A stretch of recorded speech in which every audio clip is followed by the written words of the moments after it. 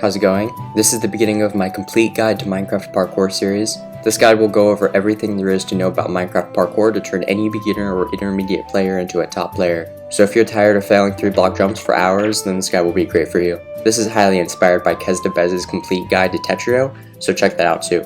To begin, let's discuss what version of Minecraft you should be using.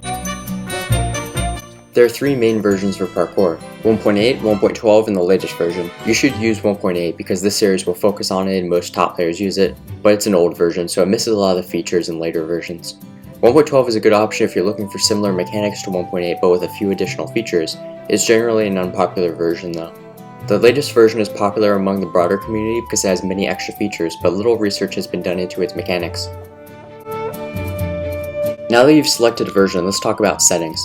Go to options and then controls, and look at your sensitivity. If you can use 100% sensitivity, then you should, because it makes your angles nice and round. It's not that important though, so if you use anything else, it doesn't really matter. If you've ever played PvP, you would know that most PvP players actually have low sensitivities. It's actually the opposite in parkour, and most parkour players have high sensitivities instead of low sensitivities, so keep that in mind.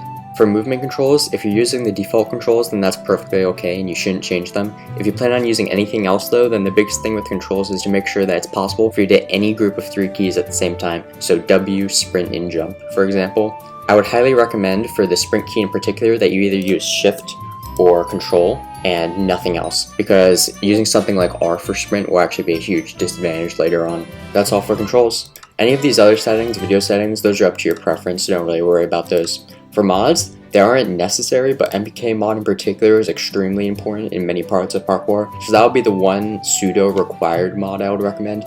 Check the description for more info. Now that you've set your controls, it's time to check out multiplayer. There are a few different servers you can pick from. If you're looking for a more casual experience, then 2 good options will be Hypixel and Manicube.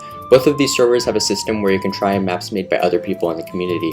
If you're looking for Why am I getting a phone call? If you're looking for a competitive experience or want to improve faster at parkour, then a few good options would be Linkcraft, HPK Network, and Jumpcraft. There's a lot to look into for each of these servers, so I'll just recommend messing around on each of them and find something that interests you. Then finally, one extra server is Ugis. This is a public practice server that lets you fly around the maps in some of these other servers, as well as lets you build your own maps on a creative plat. That's everything, so now all you have left to do is select a server and start parkouring. So yeah, that's about it. Good luck on your parkour journey.